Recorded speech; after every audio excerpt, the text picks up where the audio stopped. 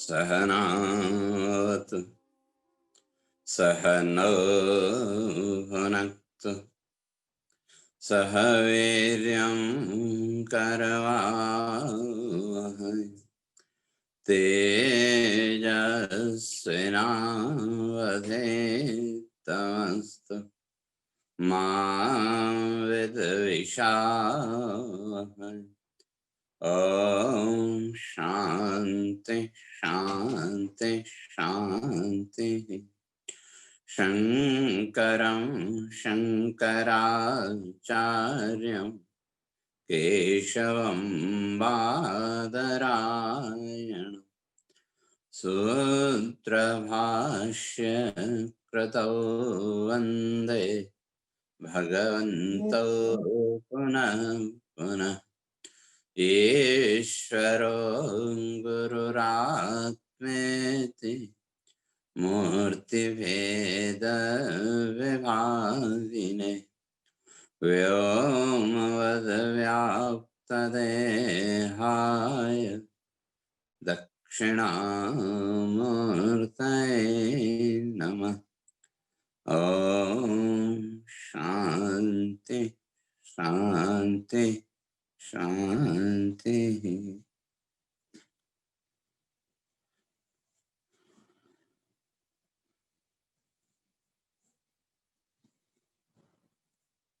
तो विचार चल रहा था, ब्रह्मार्पणम ब्रह्महविः ब्रह्माग्नौ ब्रह्मणाहुतम् ब्रह्मेव तेन गंतव्यम ब्रह्म कर्म समाधिना। तो जो यज्ञ विधि है, उस यज्ञ विधि का वर्णन भगवान करके आए थे कि उस यज्ञ कर्म के लिए सबसे पहले ब्रह्म भाव, परमात्मा का भाव आवश्यक है।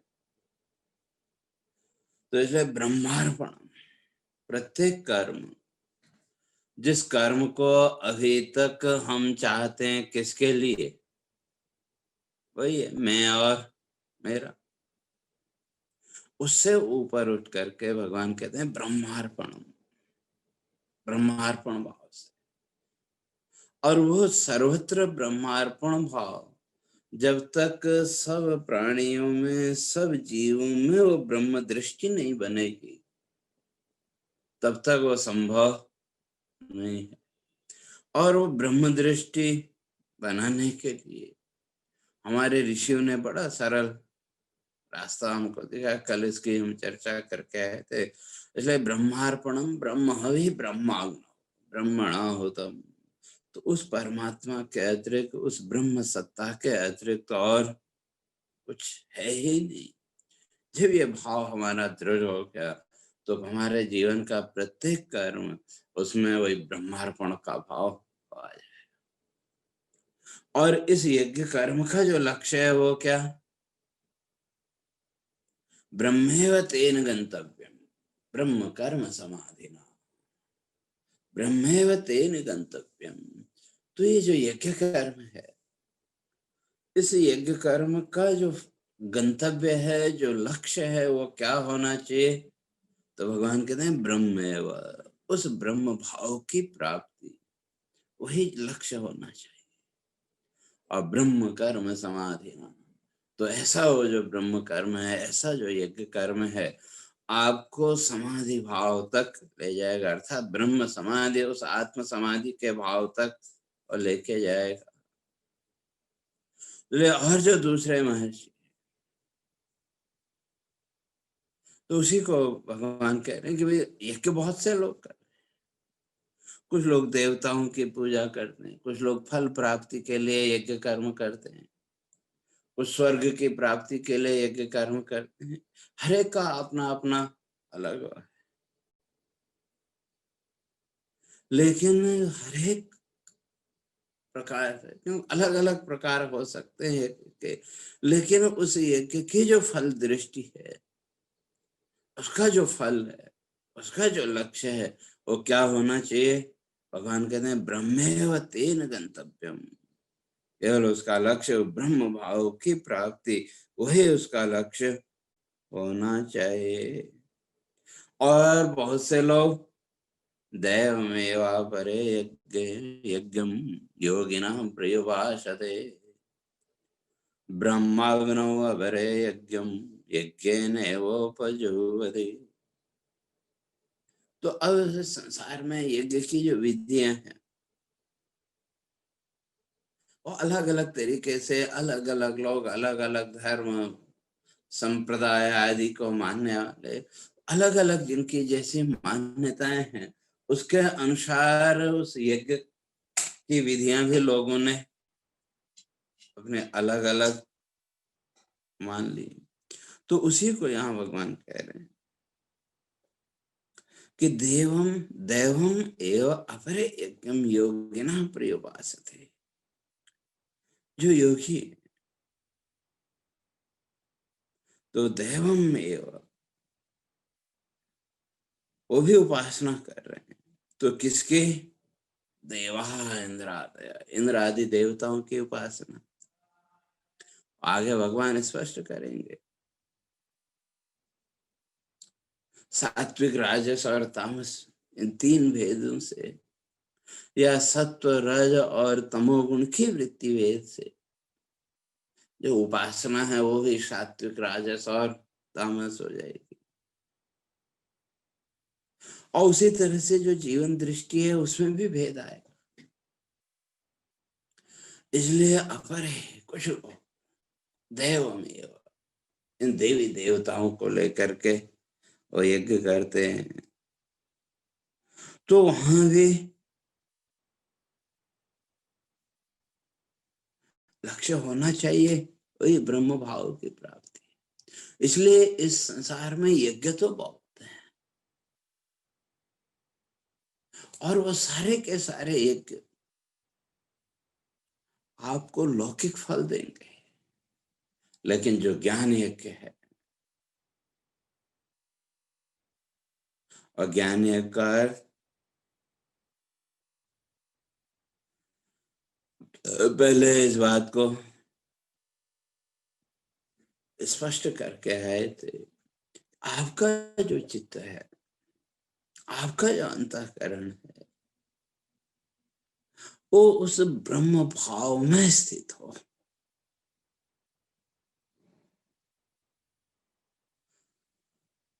तो अब अन्य जो देवी देवता हैं उनकी जो उपासना है उनके लिए जो आपने यज्ञ किया उनके लिए जो कर्म किया उसके साथ में तो कर्म फल के रूप में फिर कहीं न कहीं ये भौतिक जगत संसार सामने आएगा।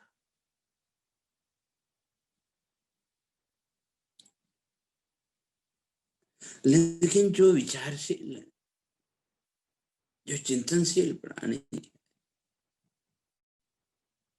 तो वह करेगा यज्ञ करेगा और देवी देवताओं के रूप में भी उसने किया। क्योंकि जो ब्रह्म तत्व है उसके लिए तो श्रुति कहती है उसका कोई नाम रूप आकार है नहीं। इसलिए उपासना के लिए भक्ति के लिए कोई न कोई आधार तो हमको चाहिए कोई न कोई प्रतीक तो हमको चाहिए। तो प्रतीकों के माध्यम से ज्ञानी भी उपासना करता है अज्ञानी भी उपासना करता है। क्यों शुरू में जो ज्ञान की उस परम स्थिति में पहुंच गया ब्रह्मार्पणम ब्रह्म हवे उस भाव में जो पहुंच गया तो फिर उसको तो प्रतीक की भी जरूरत नहीं पड़ेगी। लेकिन उससे पहले तो प्रतीक तो चाहिए। तो अब जो दृष्टि है दृष्टि में भेद आ जाएगा ज्ञानी और अज्ञानी। या यूं कहें कि जो विचारशील व्यक्ति है उसकी दृष्टि और एक सामान्य व्यक्ति की दृष्टि में अंतर आ जाए। आप भी भगवान की उपासना करते हैं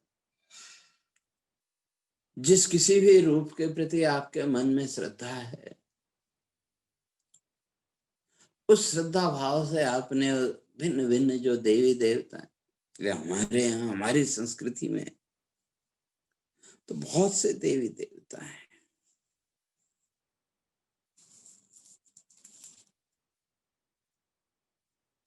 तो जिसके जैसी श्रद्धा है, जिसका जैसा भाव है, उस भाव के अनुसार आप उस परमात्मा की उपासना करो, उसमें कोई रोक टोक नहीं है। आप सुबह उठ के आपका जो भी नियम है भगवान की पूजा अर्चना का, वो आप करते हैं। अगर कोई आपसे पूछे भी क्या कर रहे थे या क्यों विलंब हुआ, तो हमारे पास एक जवाब होता है, नहीं भगवान की पूजा कर रहे थे। तो वहां कभी हमने मूर्ति भेद को स्पष्ट नहीं किया। हम क्या बोलते हैं, भगवान की पूजा कर रहे थे। लेकिन सामान्य जीवन के व्यवहार में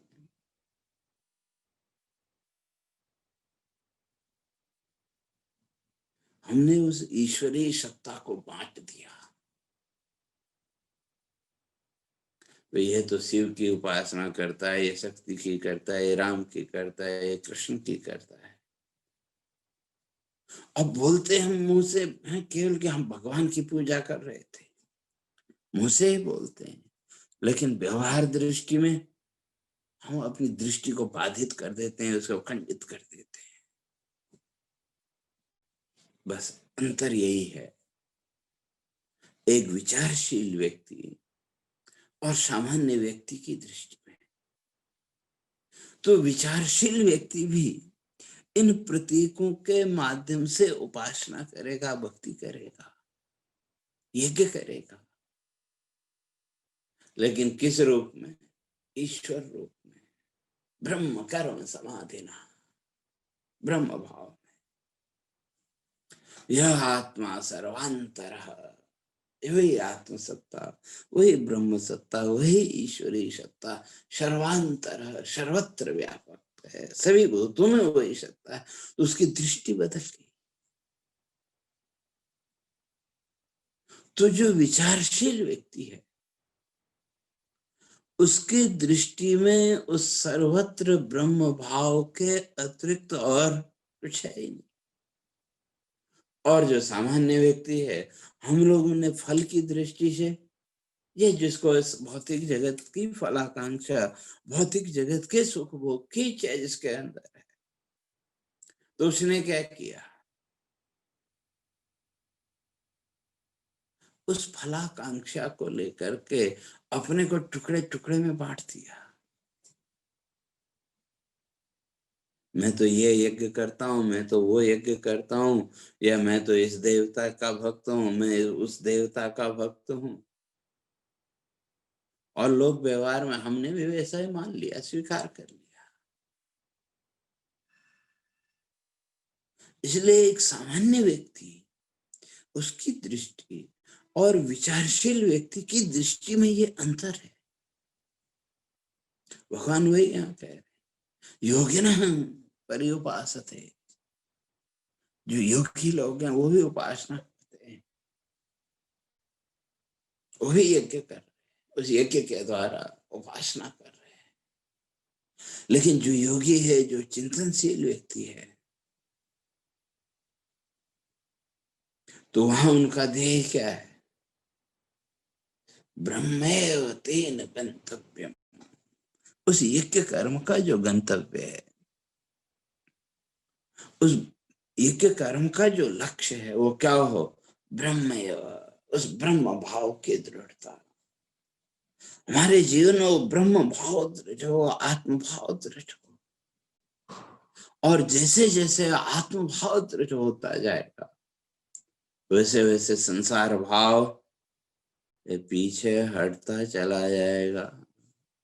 तो अब आप जो है तो यज्ञ किस भाव से कर रहे हैं, किस रूप में कर रहे हैं, वो आपके ऊपर है। यज्ञ तो आपने किया, बस दृष्टि का भेद है। अगर सर्वत्र ब्रह्म दृष्टि है, सर्वत्र ईश्वरीय दृष्टि है, तो आपके जीवन का सामान्य से सामान्य कर्म भी यज्ञ बन जाएगा। और अगर दृष्टि में भेद है, जिसको हम यज्ञ कर्म कहते हैं, वो ठीक है यज्ञ फल एक है, लेकिन वो यज्ञ फल नहीं देगा, वो कर्म फल ही देगा। इसलिए यज्ञ फल और कर्म फल दोनों में अंतर है।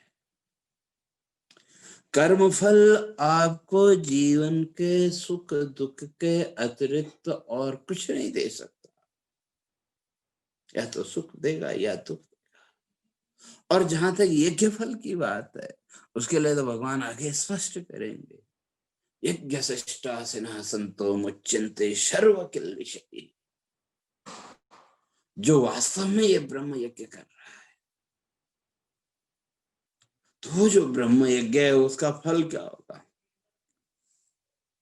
मुच्यन्ते सर्व किल विषय, जीवन के सारे पापों से, जीवन के सारे बंधनों से वो मुक्त हो जाए। तो इसलिए कैसा यज्ञ करना है वो तो व्यक्ति को निश्चय करना पड़ेगा।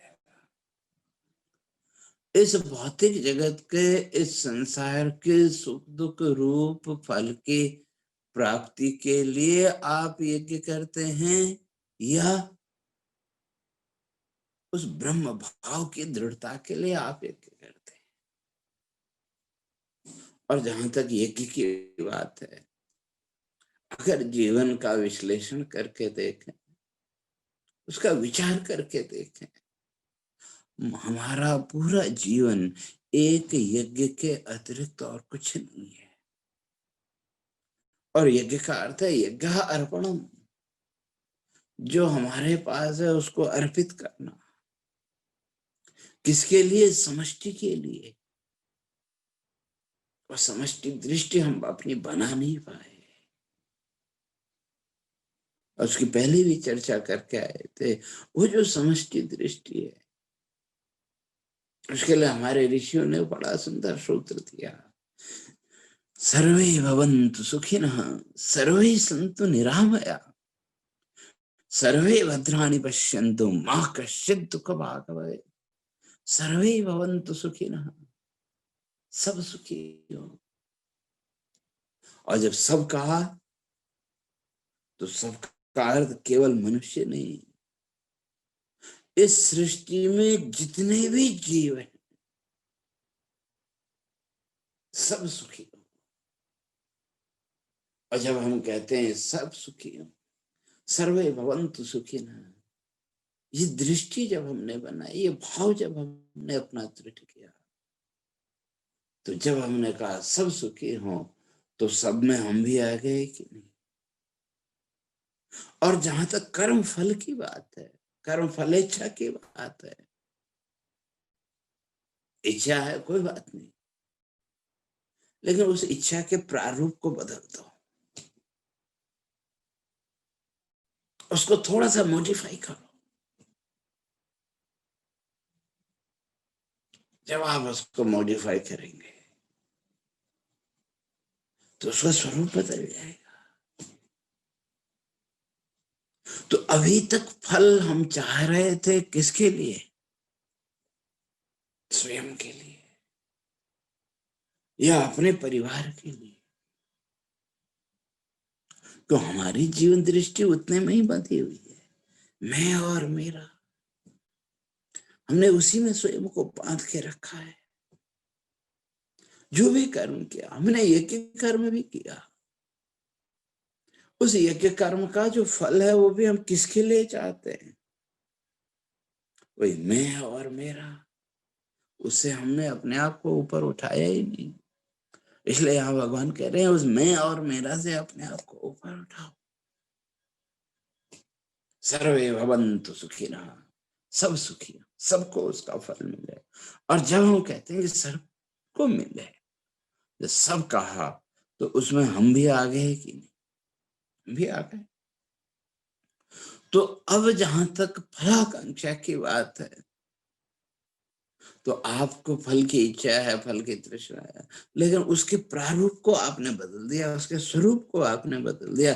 अपने स्थान पर सर्वे भवन्तु सुखिनः, सब सुखी। तो अपने लिए तो कुछ नहीं मांगा, आपने क्या किया? आपने जो यज्ञ कर्म था उस यज्ञ कर्म के फल को समष्टि के लिए अर्पित कर दिया, सर्वे भवन्तु सुखिनः इस भाव से। और जब उस फल को समष्टि के लिए आपने अर्पित किया,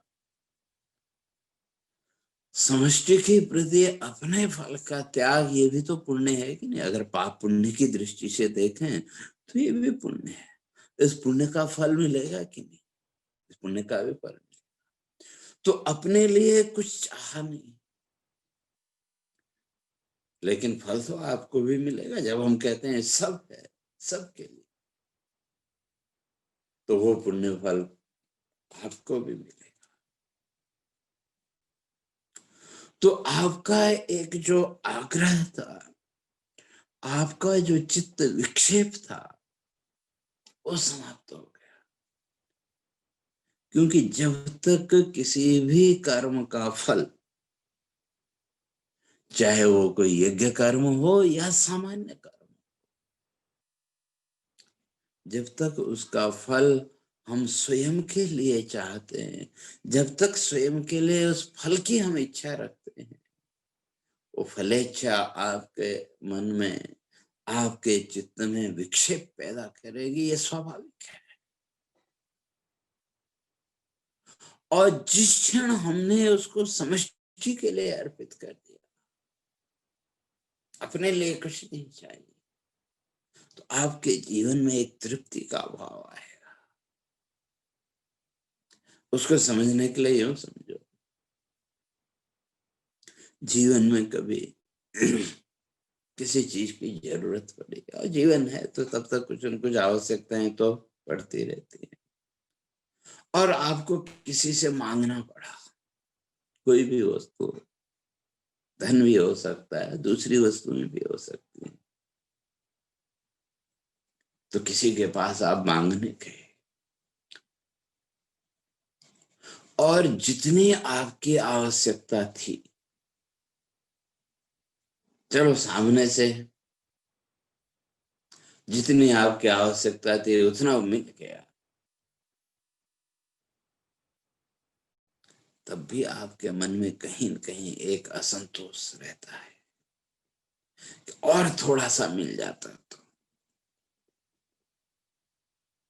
जितनी जरूरत थी उतना मिल गया, लेकिन फिर भी कहीं न कहीं अपने अंतर मन को कहीं न कहीं वो असंतोष बैठा हुआ है।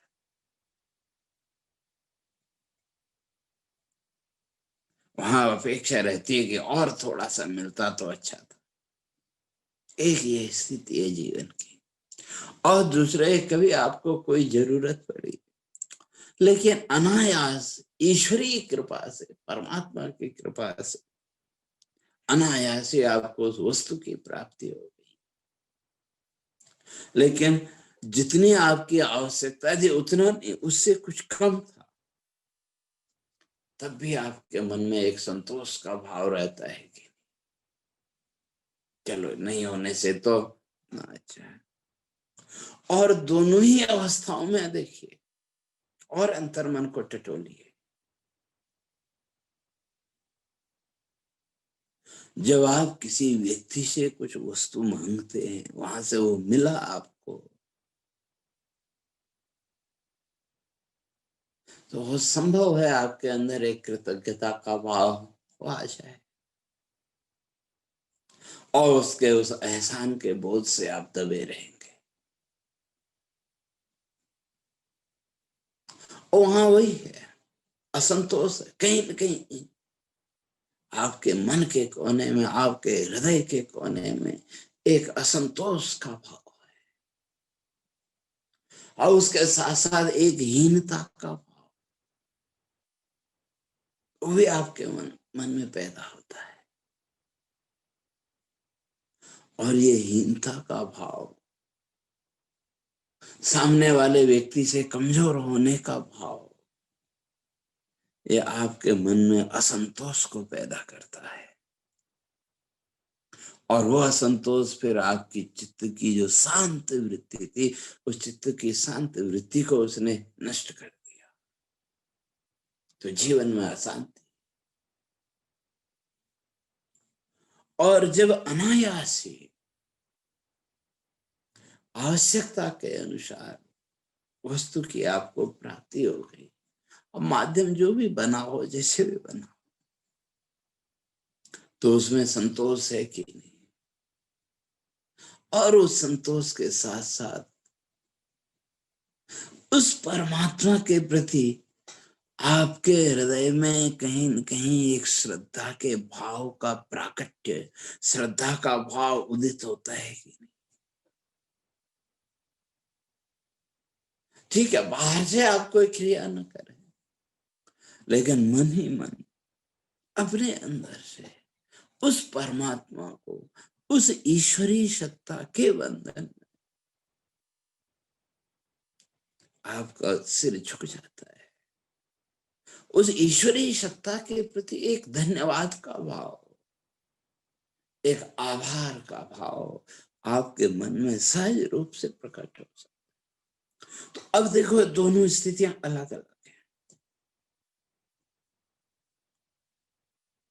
किसी से मांगने पर जब वस्तु की आपको प्राप्ति हो गई, तो आपके मन के अंदर एक ग्लानि का भाव, एक दुख का भाव, एक असंतोष का भाव, और जब अनायास, बिना मांगे, बिना उसके जब आपको मिला, तो उसमें संतोष का भाव और परमात्मा के प्रति श्रद्धा का भाव तो आपके मन में प्रकट हुआ। तो अब कौन सा कर्म फल चाहते हैं? समष्टि के लिए अर्पित, या मैं और मेरा के लिए? क्यों समष्टि के लिए जब हमने अर्पित कर दिया, सर्वे भवन्तु सुखिनः, सब सुखी हो, इस भाव को लेकर के जब हमने कर्म किया, वो यज्ञ कर्म किया, तो वहां अपने लिए तो कुछ नहीं चाहिए। जब अपने लिए कुछ नहीं चाहिए, तो सहजता जीवन में आ जाए। तेरे फूलों से भी प्यार, तेरे कांटों से भी प्यार, जो भी देना हो दे दे करता।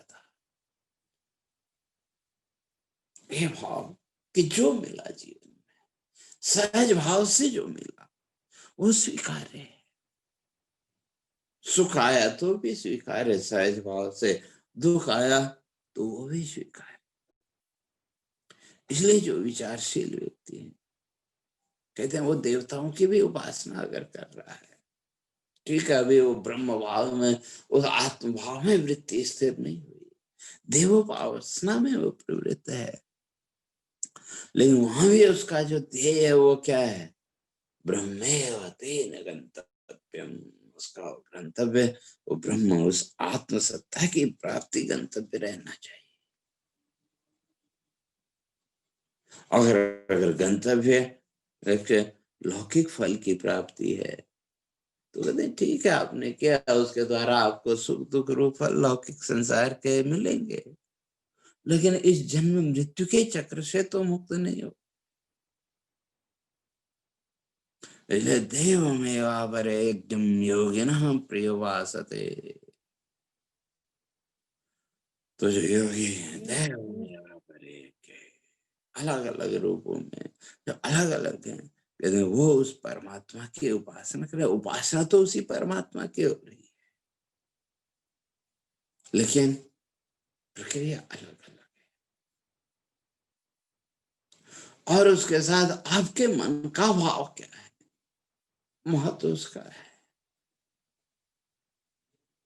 साधना की अलग अलग विधि, जिन ऋषियों को जो विधि सहज लगी, उन्होंने उन साधना की विधियों का वर्णन किया। आपको कौन सी विधि सहज लगती है, वो आपके ऊपर है। इसलिए कहने का तात्पर्य है, तो जो यज्ञ कर्म है, उस यज्ञ कर्म का उद्देश्य, उस यज्ञ कर्म का जो लक्ष्य है, उस यज्ञ कर्म का जो ध्येय है, वो इस भौतिक संसार के सुख दुख रूप फल की प्राप्ति न हो करके ब्रह्मेव तेन गंतव्यम, उस ब्रह्म भाव की प्राप्ति हो। जो साधक है वो अपने अंदर उस ब्रह्म भाव को दृढ़ करे तो उसके जीवन का सामान्य कर्म भी यज्ञ कर्म बन जाए।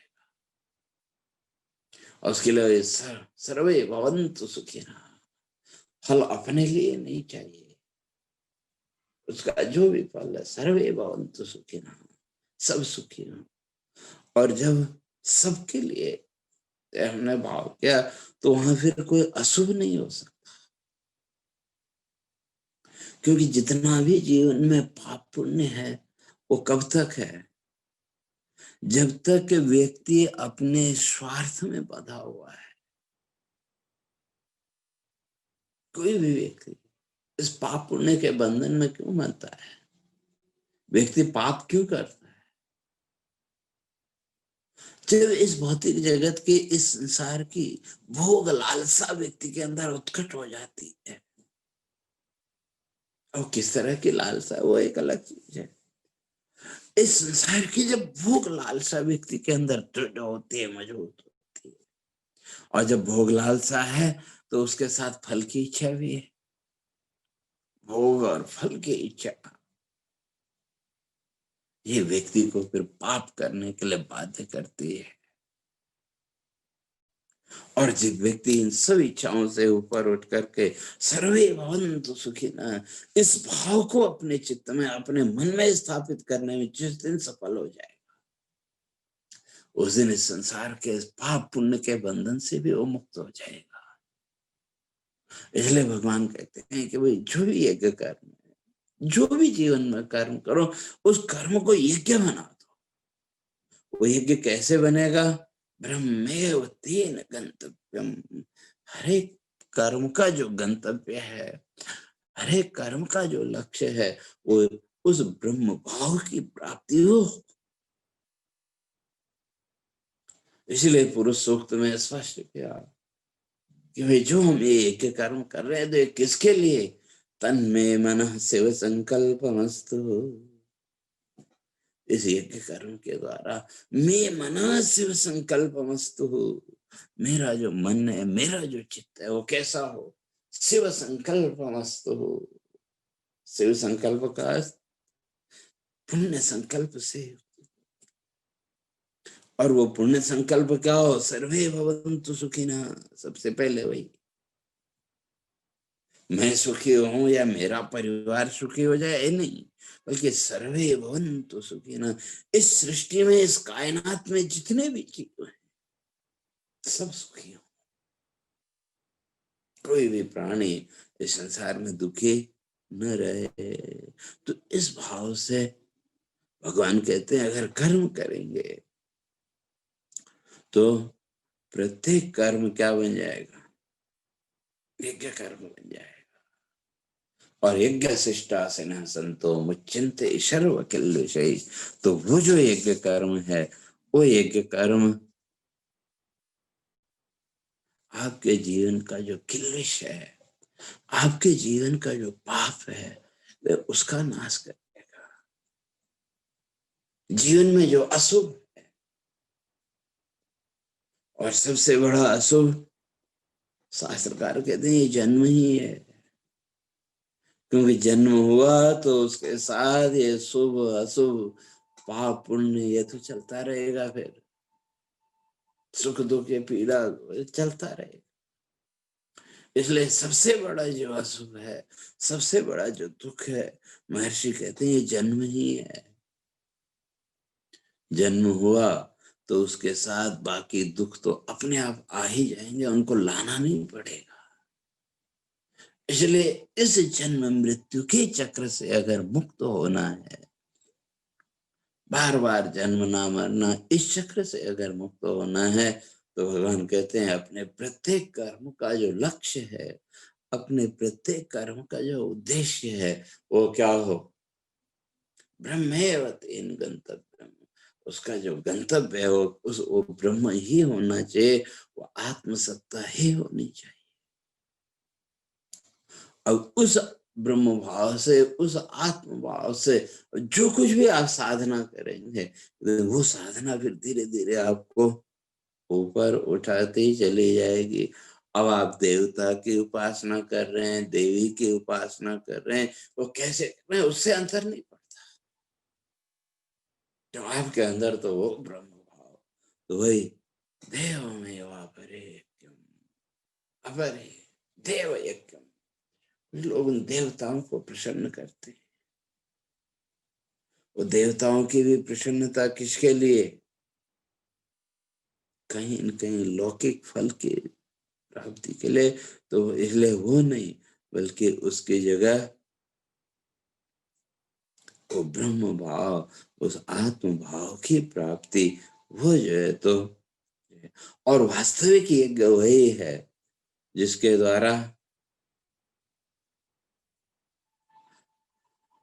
पर ब्रह्म स्वरूपेण दर्शनम यत्, जिसके द्वारा उस परमात्मा का, उस आत्म सत्ता का दर्शन, तो वही वास्तविक कर्म है, वही होम है, वही यज्ञ है। इसलिए होम यज्ञ आदि जो भी जीवन के पुण्य कर्म हैं, भगवान कहते हैं उन पुण्य कर्मों के साथ जो हमने अभी तक इस संसार के फलों को जोड़ रखा है, क्यों हम उस फल दृष्टि से बाहर निकले ही नहीं। अच्छे अच्छे वक्ता, बड़े बड़े वक्ता, बड़े प्रसिद्ध वक्ता, वो भी आपको इन्हीं कर्म फल बंधन में बांधने की चेष्टा में है कि तुम ये करोगे तो ये मिल जाएगा, ये करोगे तो ये मिल जाएगा, तरह तरह की संसार की कल्पना। और एक तरफ बोलते हैं कि संसार झूठा है, मिथ्या है, कहते हैं ना कि संसार झूठा है, मिथ्या है, एक तरफ कहते हैं, आप भी बोलते होंगे। और दूसरी तरफ फिर इसी संसार की कल्पनाओं में, तो इसको क्या कहें? इसलिए संसार की कल्पना से ऊपर उठ करके जब ये मिथ्या है, झूठा है, ये मानते हैं, तो फिर इस संसार के उन पदार्थों की कल्पना किस लिए? इसलिए इन सब से ऊपर उठ करके ब्रह्मात्मैक्य दर्शनम, आत्मा और उस परमात्मा की एकता का दर्शन, जिस ब्रह्म सत्ता को, जिस ईश्वरीय सत्ता को अभी तक हम स्वयं से भिन्न मान के चल रहे हैं, ध्येय क्या हो? इन दोनों का एकत्व का बोध, और वो एकत्व बोध अगर जीवन दृष्टि में है, तो जीवन का प्रत्येक कर्म यज्ञ बन जाएगा। तो उसी दृष्टि को दृढ़ करने के लिए फिर ये जो है तो यज्ञ की अलग अलग विधियां, तो कैसे, तो उन सब की चर्चा मैं समझता हूँ क्रमशः फिर आगे करेंगे। हरि ओम। पूर्णमदः पूर्णमिदं पूर्णात् पूर्णमुदच्यते पूर्णस्य पूर्णमादाय पूर्णमेवावशिष्यते। ओम शांति शांति शांति। शंकरं शंकराचार्यं केशवं बादरायणं सूत्रभाष्य कृतौ वन्दे भगवन्तौ पुनः पुनः। ईश्वरो गुरुरात्मेति मूर्तिभेदविभागिने व्योमवद्व्याप्तदेहाय दक्षिणामूर्तये